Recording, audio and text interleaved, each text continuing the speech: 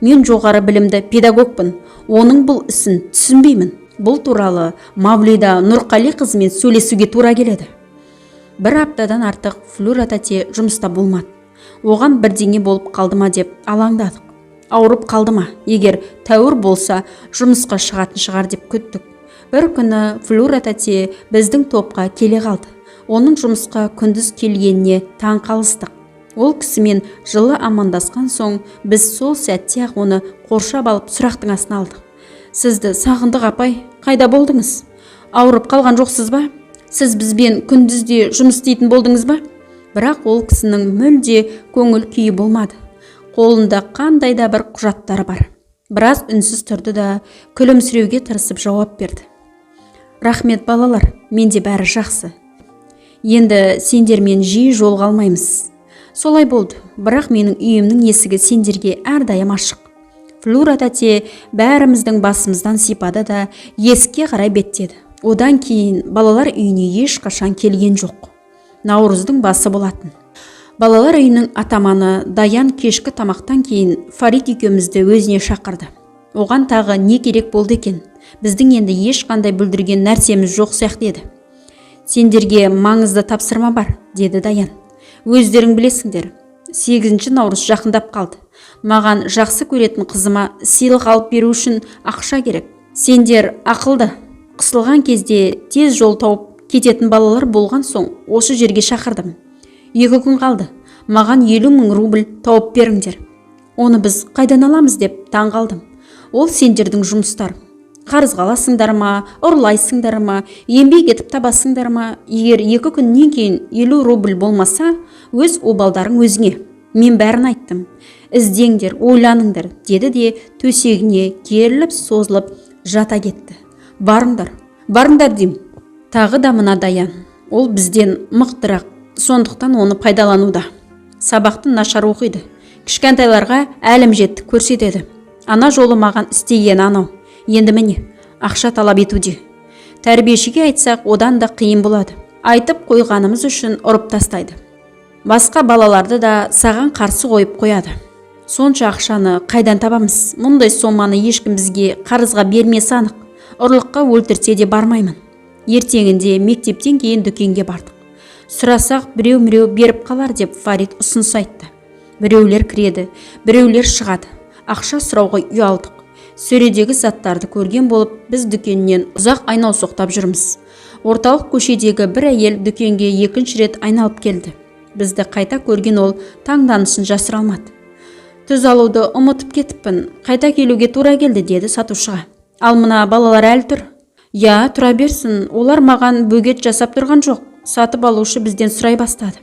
Сендер біреуді күтіп тұрсыңдар ма, балалар? Жоқ, ешкімді. Ол біз тәттілер сатып алғысы келіп тұр деп ойласа керек. Бізге 10 рубль берді. Алыңдар, бүгін жұма садақа беретін күн, деп жомарт әйел тұз сатып алды да дүкеннен шығып кетті. Бұл 10 рубльге біздің қалай қуанғанымызды сөзбен жеткізуде қиын. Енді 40 рубль тапсақ, Даяннан құтыламыз. Балалар үйіне қайтып бара жатып тағы 2 рубль тауып алдық. Қалтада енді 10 рубль жатыр. Бүгін жолымыз болды. Досым біздің жолымыз болғыш екен. Я, егер жақсылап тырыссақ, ертең мүмкін 50-ге жеткізерміз. Келесі күні дүкенге кірмедік. Сатушыдан ұялдық. Өзімізді қайрап өтіп бара жатқан адамдардан тиын тебен сұрап көріп едік. Ол бас тартқанмен қоймай бізді ұялтып тастады. Өскенде ешкімнен ақша сұрамайтын боламын, деді Фарит. Өзім еңбектеніп көп ақша табамын. Біреу қарызға сұраса берер едім. Дүкеннің маңында жүріп бір кезде Фарит жақсы бір ұсыныс айтты. Ильяс, жоғары көшелерде қар еріп жатыр, сол жақтарға барып көрейік. Егер біреулер тиындарын жоғалтып алса, қардың астынан шыға бастайтын шығар. Досым жақсы ой айтты. Біз жоғары жақтағы көшеге қарай бағыт алдық.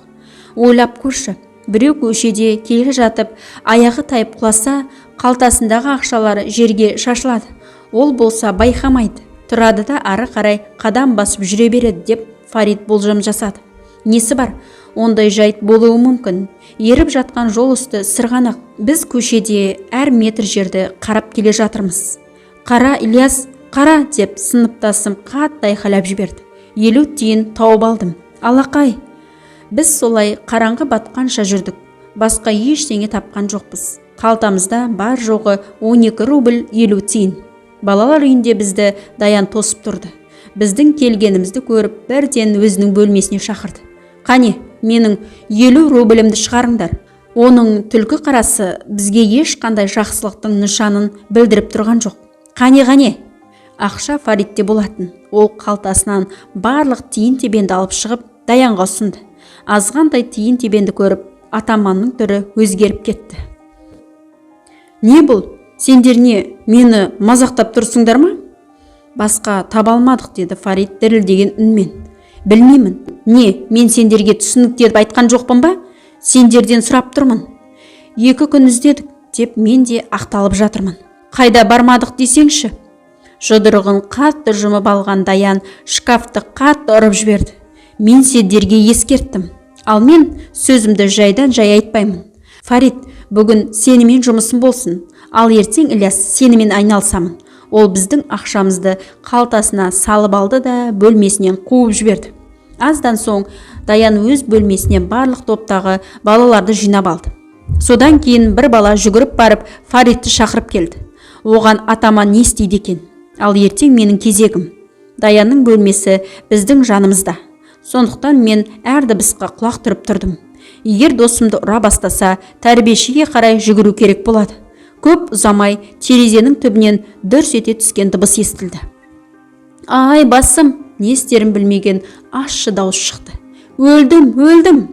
Жүгіріп барып, терезеден қарасам, Фарит қардың үстінде жатыр.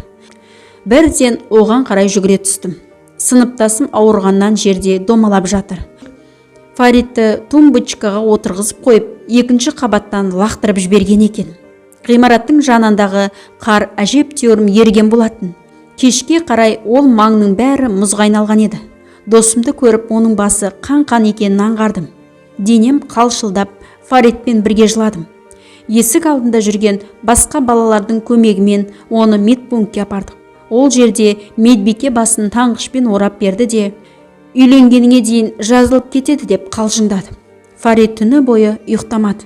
Ол төсекте дөңбекшіп жатты. Кейде тұрып жүруге тырысты. Таңға дейін көз ілмедік. Оның бетінде қан сөл жоқ еді. Таңғы астан ол бас тартты. Даян бәріне ештеңе айтпаңдар деп ескертіп қойған. Кім айтып қойса, онысына өкінетін болады деген еді. Мен бәрібір болған оқиғаны Райф апайға айтуға бекіндім. Ойдан шығарма. Үнемі сендер Даянды жамандап жүрерсіңдер деп өзіме ұрса жөнелді. Фарит мектепке бармады. Басым айналып жатыр. Ілияс, тұра алатын емеспін, дейді ол жасын сүртіп жатып. Тәрбиеші Райф апай оны тыңдағысы да келмеді.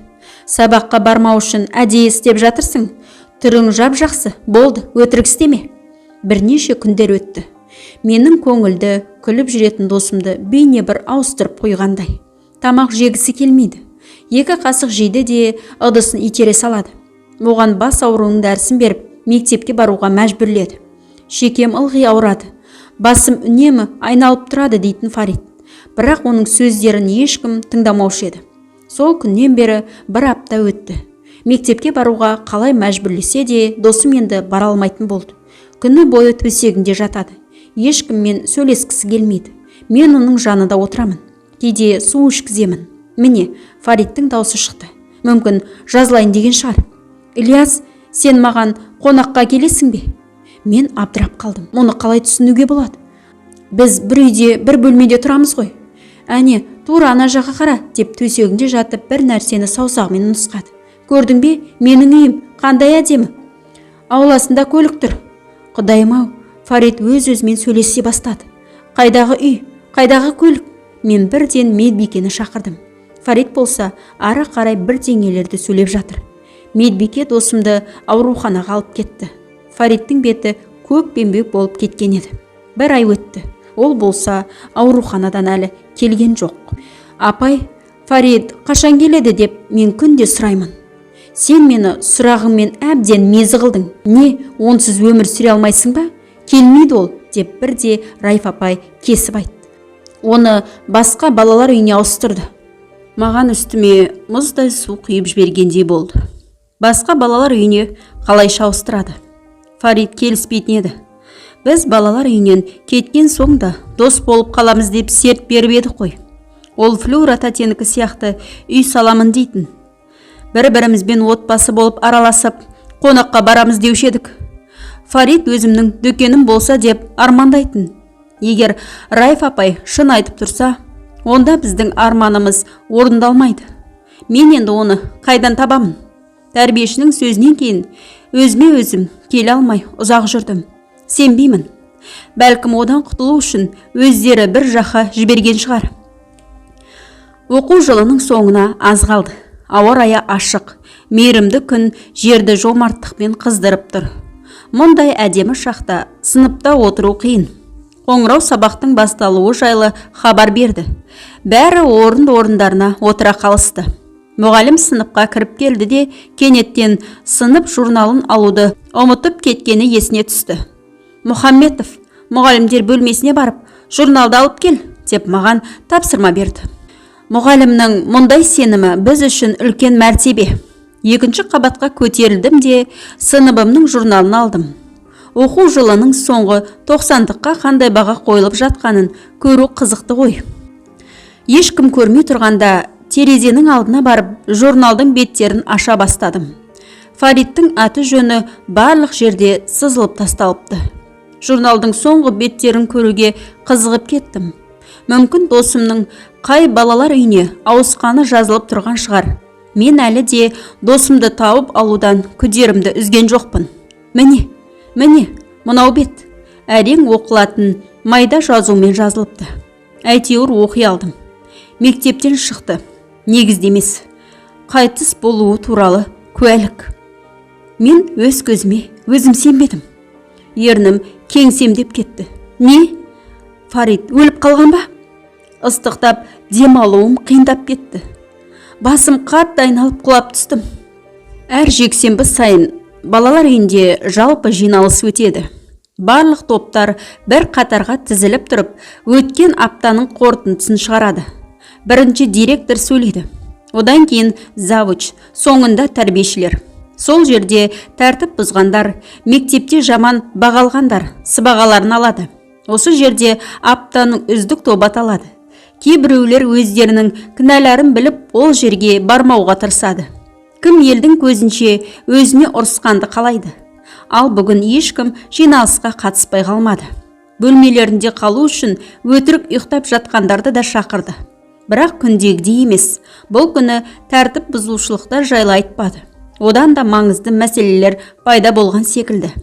Балалар, уақытты қыс. Сондықтан бүгін басқа мәселелерге тоқталмаймын, деп Мавлида Нұрқали қызы бастады. Бірсі күні бізге Уфадан үлкен қонақтар келеді. Үлкен, деп кішкене топтағы бір қыз таңдана сұрады. Я, өте үлкен адамдар. Олар жай келмейді. Біз қандай жағдайда өмір сүріп жатырмыз. Тәрбие жұмыстары қалай жүріп жатыр. Соларды тексереді деді де саусағын шошаңдатты. Енді тыңдарыңдар да естеріңде сақтаңдар. Қонақтарды қарсы алуға дәл қазірден бастап дайындықты бастаймыз.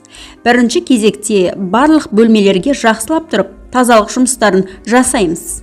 Анау жоқ, мынау жоқ деп бөгде адамдарға мұң шақпау үшін қоймада сендерге киім-кешек береді. Тағы бір ескертетінім. Қонақтармен сөйлеспейміз. Олар әрине сендер қалай тұрып жатырсыңдар деп сұрайды. Ешқандай өтініш арыз айтпайсыңдар. Олар келеді де кетеді. Ал сендер осы жерде қаласыңдар. Бітті.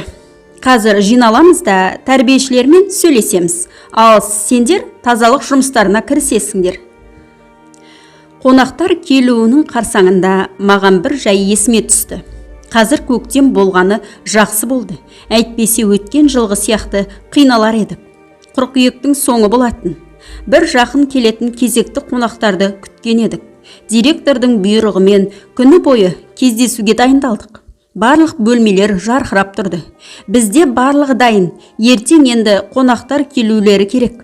Кешке қарай ауа райы күрт суытып кетті. Мавлида Нұрғали қызы түнде үсік жүруі ықтимал, деп тәрбиешілердің бірі ескертті.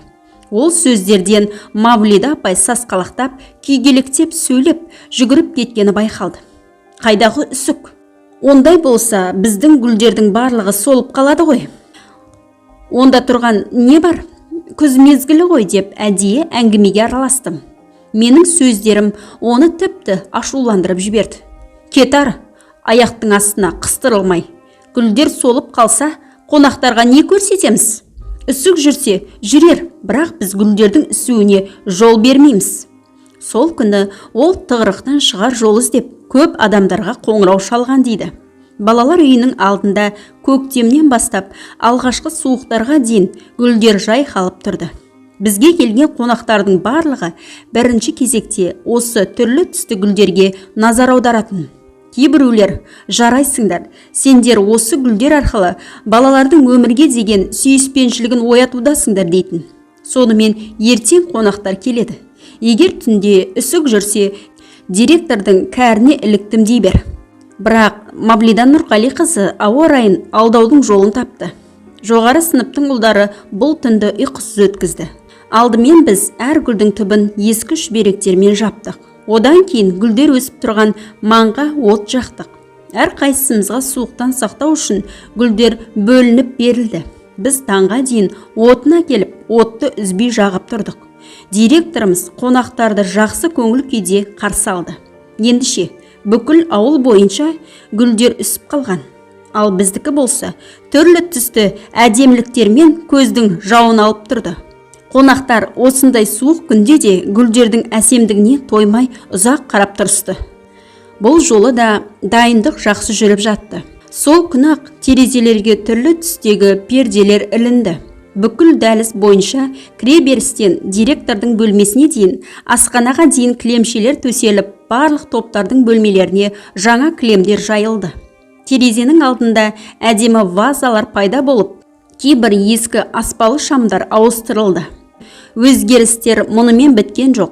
Біз осы уақытқа дейін ұстайтын жері жоқ, шытынаған ыдыстармен шай ішуші едік. Сол күні ғайыптан тайып үстелдердің үстінде жап жаңа әдемі ыдыстар тұрды.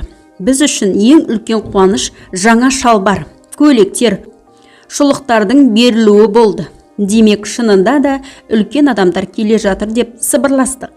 Жиірек келіп тұруларына болар еді. Онда біз ылғи осылай жақсы өмір сүрер едік. Тәрбиешілер де, басқа қызметкерлер де тыныштықтан айырылды. Бәрі мұрындарынан су жетпей жүгіріп жүр. Біздің топқа директордың өзі бірнеше рет бас сұқты. Шамасы біздің бөлменің сыртқы көрінісі тағы да қалай жақсартудың қамын ойлап жүр. Райфа, мына гүлдеп тұрған ыдысты есікке жақын қой, ал мына солған жапырақтары барын көзіме көрсетпе деп бұйрық берді. Одан кейін Мавлида Нұрқалиқызы бізден емтихан ала бастады. Қонақтар, сендердің бөлмелеріңе кіргенде не істейсіңдер? Білмеймін деп Амиля әдейі жауап берді. Директордың бет жүзінде бірден өзгеріс пайда болып, айқайлай бастады. Қалайша білмейсің? Төсекте отырмаймыз, орнымыздан тұрып, қонақтармен сәлемдесеміз. Күлімсіреуді ұмытпаймыз. Әйтпесе, ауыздарың ашылып, көңілсіз күйде тұрмаңдар. Біз келіскен белгі білдіріп басымызды изедік. Егер біреу-міреу жақындап, қалай өмір сүріп жатқандарыңды сұраса, не деп жауап бересіңдер? Директордың сұрағына жауап беретін ешкім табыла қоймады. Мавлида апай тағы да ашуланды. Қойлар, егер бірдеме деп арыздансаңдар, өз обалдарың өздеріңе. Қайталаймын, былай деп жауап беру керек. Рахмет, менде бәрі жақсы. Бұл жер ұнайды. Өзімізді үйдегідей сезінемін. Топтан шығайын деп бара жатып, ол балалардың бірінің жаңа шалбар киіп алғанын байқап қалып, тағы да айқайлады. Ах, сен шошқа, былғап үлгердің ғой. Саған жаңа шалбарды киюге кім рұқсат берді? Ол баланың қолынан ұстап алып, сілкілей бастады. Тезірек жуып қой, әйтпесе жағдайың қиын болады. Өзін тоқтата алмай, бәрімізге айқайлап алды да өкшесін қатты басып, топтан шығып кетті. Уфалық қонақтар келген күні асхананың ас мәзірінде де өзгеріс болды. Түскі асқа түшпара дайындады. Бәріне бір алмадан, кәмпиттерден берді. Үлкен адамдардың құрметіне мәжіліс залында концерт ұйымдастырылды. Мен де ол концертке қатыстым. Ән шырқадым. Қонақтар сөз сөйледі. Балалар үйіндегі жақсы жағдайды көріп, риза болып отырмын, деп қалың қара шашты әдемі келіншек үйде тұратын барлық балалар мынандай кілемдерде жүрмейді ғой. Барлық отбасыларда мұндай қолайлы жай жасалмаған, ал қай үйде күнде түшпара жейді. Сендерге қарап көзім тояр емес, бастан аяқ әдемі киінгенсіңдер. Сондықтан да бет әлпеттеріңнен бақытты екендіктерің байқалады. Көңіл күйлерің де жақсы. Әрине, біздің мемлекетімізде көп мәселелерді шешуде. Сендердің өмірлеріңді жақсарту үшін аз ақша бөліп отырған жоқ. Сол себепті үйлерің де гүлдеп тұрған бақтай. Мұндай жұмақ мекенде тұрып жатып, жаман оқу күнә болар еді. Балалар, бар күш жігерімізбен білім шыңдарына жетуге талпынайық. Сендерге отан үшін пайдалы азаматтар болуды тілеймін. Тәрбиешілер үйреткендей, біз әр адамның сөзінен кейін жабыла қол шапалақтай отырдық. Тағы да бірнеше әндер орындалды. Содан кейін көп күттірген қонақтармен болған қойылым аяқталды. Мавлида Нұрқалиқызы оларды асханаға алып кетті. Уфалықтардың барлығы директормен бірге кетті. Ішіндегі біреуі ғана залдан шығуға асыққан жоқ. Оны сол сәтте-ақ балалар үйінің балалары қоршап алды. Ол қалтасынан компьютер алып шығып бәріне бөліп берді. Содан соң сахнада тұрған пианиноға отырып көңілді әуендер ойнады. Ақ көңіл, мейірімді әйел бізден аты жөнімізді, қалай оқитынымызды сұрай бастады. Бұл уақытта мен шетте тұрдым. Қонақ балалармен сөйлесті де шығар есікке беттеді. Сол сәтте ол мен жаққа қарады да, біздің көз қарастарымыз бір-бірімізге түйісті. Маған жақындап келді. Сәлеметсің бе туғаным? Сен неге шетте қалып тұрсың, деді күлімсіреп. Мен не деп жауап берерімді білмедім. Сен неге ыңғайсызданып тұрсың? Жоқ. Қане, олай болса танысайық. Мен Гүлшат Әмірқызымын. Ал сенің атың кім? Ильяс. Қандай әдемі есім. Маған бұл сөзді есту жаныма жағып кетті де, мен алғысымды білдірмек болып басымды изедім. Ильяс, саған қарап тұрып сен үшін алаңдап тұрмын. Сен кімнен қорқып тұрсың? Иығың түсіп кеткен, көзіңде дабылдың, мұңның белгісі бар. Жоқ, апай, менде бәрі жақсы. Бұл жерде өзімді үйдегідей сезінемін деп үйреткендей сөйледім. Ал жақсы, жүр, маған өзіңнің бөлмеңді көрсетші. Осы кезде маған шынында да ыңғайсыз болды. Неге ол мені мұнша айналсоқтады? Мүмкін мені сынау үшін оны директор әдейі дайындап қойды ма екен? Осы ой маған маза бермеді. Осындай күлімдеген көзді, мейірімді жүзді сүйкімді тәтеге қалай жоқ дей аласың? Бөлмеде басқа ешкім болмады. Біз көзбе-көз отырып сөйлестік. Бүгінгі қонақтарымыз шынында да өте үлкен басшылар екен. Барлығы жауапты қызметтерде екен. Гүлшат Әмірқызын өздермен бірге беделді қоғам қайраткері ретінде алып жүр екен. Қобалжыма, Ильяс, мен сені жақсы түсінемін. Танымайтын адаммен сөйлескенің үшін директор саған ұрсады деп ойлаймысың? Мен оған бәрін өзім түсіндіріп айтамын. Балалармен ұзақ уақыт бойы жұмыс істеп жүрген адам ретінде мұңлы көздеріңнің жанынан өтіп кете алмадым. Мүмкін саған бір көмек керек болар. Айта ғой, ұялма. Рахмет, апай, маған ештеңе қажет емес. Сен қай сыныптансың, Ильяс? 9-шы сыныпты аяқтаймын. Қалай оқисың? 3-ім жоқ, 2-4-ім бар. Дене шынықтыру мен химиядан. Мені қолдаған белгі ретінде Гүлшат апай арқамнан қағып қойды да, мектеп бітірген соң оқуға қайда барғым келетінін сұрады. Педучилищеге түсетін шығармын деп жауап бердім. Жоқ, мұндай бағалармен училищеге емес, университетке баруым керек. Гүлшат Әмірқызының бұл сөздері мені таң тамаша қалдырды. Университет деп айта салу оңай. Ал сен ол жерге оқуға түсіп көр. Мен педучилищеге барамын деген арманды айтқанда, біздің тәрбиешіміздің қалай күлгені әлі есімде. Мен ол жерде оқи алмайтын шығармын. Ол университет қой. Сөйлесіп отырған жан менің көз қарасымды өзгерткісі келді. Қалайша оқи алмайсың? Оқи аласың. Көзіңнен көріп тұрмын. Сенің қолыңнан келеді. Сен жақсы адам болып шығасың. Әңгіме үстінде күш қуат келіп қосылғанын, өзіме деген сенімім артқанын байқадым. Бүгін ақ университетке түсуге дайын болып кеткен деймін. Әңгімеміз аяқталғанда Гүлшат Әмірқызы маған өз қаламын сыйға тартты. Тура осы сәтте бөлмеге Мавлида Нұрқалиқызы кіріп келді. Ол маған бір қарады да Гүлшат Әмірқызына қарай көңіл аударып күлімсірей қалды. Бірақ оның қолынан ұнатпаған кейпін жасырып қалу келмеді. Ильяс, сен неге қонақтың уақытын алып жатырсың? Ол жолдан шаршап келді, деді ол. Гүлшат Әмірқызы, жүріңіз, шай ішеміз. Рахмет, бірақ мен бұл жерге шай ішу үшін келген жоқпын. Жүріңіз, шай суып қалады. Ол кісіге орнынан тұрып директордың соңынан еруге тура келді. Есіктің алдына келгенде ол тоқтап маған бұрылды. Ильяс, саған айтқан сөзімді ұмытпа. Сенің қолыңнан барлығы келеді. Мүмкін Уфада кездесерміз әлі. Ол тағы да бірдеңе айтайын деп еді. Мавлида Нұрқалиқызы оны асықтырды да екеуі бөлмеден шығып кетті. Қонақтар кешке қарай бірақ кетті. Оларды шығарып салуға біз де шықтық. Егер олар келмегенде бізге мына жаңа киім-кешектер берілмейтін еді. Балалар үйі де мынадай адам танымастай болып өзгермес еді.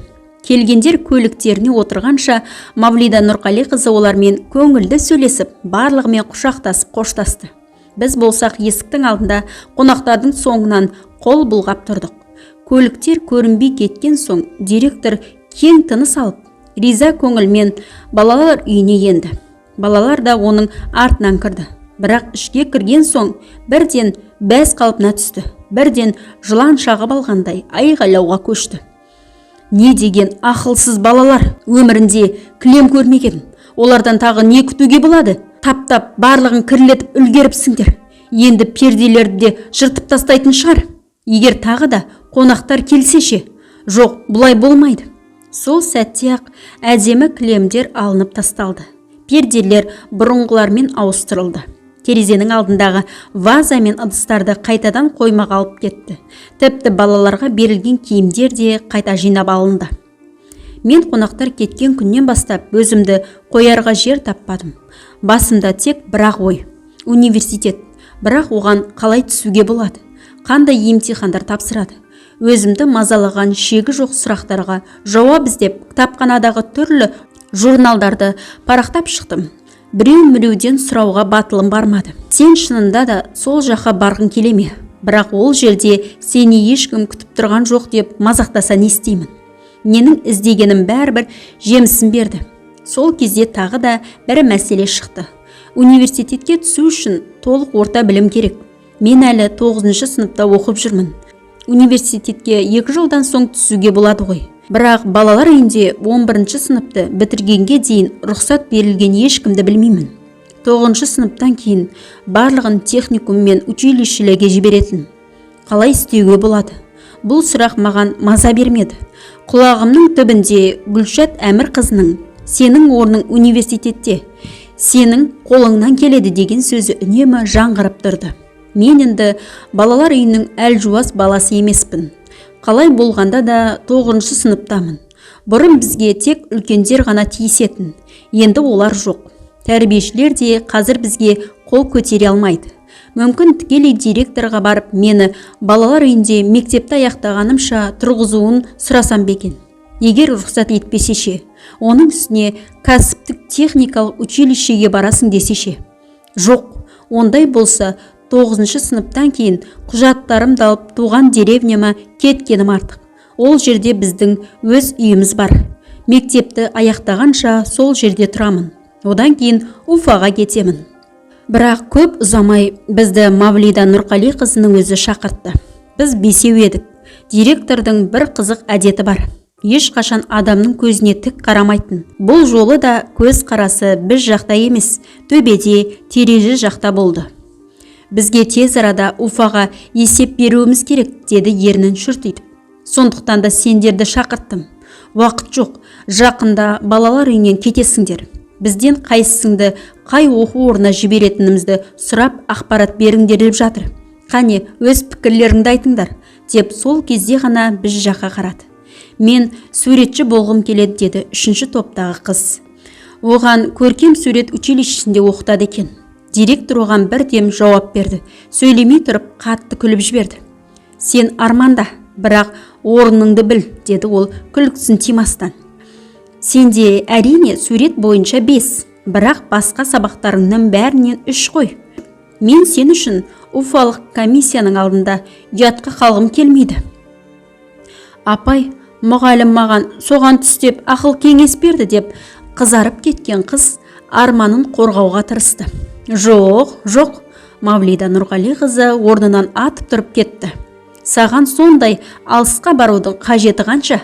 Аудан орталығында кәсіптік техникалық училищеге бар. Сурет салуды ұнатасың ба? Онда бояушының оқуын оқы. Мен мысалға суретші мен бояушының айырмашылығын көріп тұрған жоқпын. Сонымен 4 түлекпен мәселе шешілді. Директор оларды аудандық училищеден ары жібергісі келмеді. Кезек мағанда келді. Ал Ильяс, сен қайда оқығың келеді? Мен оған өзімнің армандарымды қалай жеткізетінімді білмедім. Сөздерім аузымнан шығуға даяр тұр, бірақ оларды айту сондай қорқынышты. Сен не, тіліңді жұтып қойғансың ба? Деп Мавлида Нұрғалиқызы қолымен үстелді ұрып қойды. Әлде бұлттарда ұшып жүрсің бе? Жоқ, деп әрең сөйледім. Қайда оқуға түсесің? Барлығы тек маған қарады. Көздерінен байқап тұрмын. Балалар да менің не айтатынымды тағатсыздана күтіп тұр. Не болса да ол болсын. Шешімімді ақырын ғана айттым. Университетке. Таңданысынан директор аузы ашылған қалпы үнсіз тұрып қалды. Ол көзін менен басқаларға жүгіртіп, олардан қайта маған қарады. Міне, сен жоғары ұштың ақ, байқа, ешкім естімесін, күлкіге қаласың, деп дәптерін үстелдің үстіне тастады да қатты күлді. Одан кейін маған ренішті жүзбен қарады да қарсылықпен райымнан қайтаруға ұмтылды. Сендердің пікірлеріңді сұрағанымыз ол армандарыңды орындаймыз дегеніміз емес. Сен сияқтыларды Уфада күтіп тұр екен. Екіншіден, біз 11-ші сыныпты аяқтағанша ешкімді балалар үйінде қалдырмаймыз. Сен не, ерекшесің бе? Онда 9-шыны бітірген аттестатымды алып өзімнің деревняма кетемін. Сол жерде орта мектепті аяқтаймын да.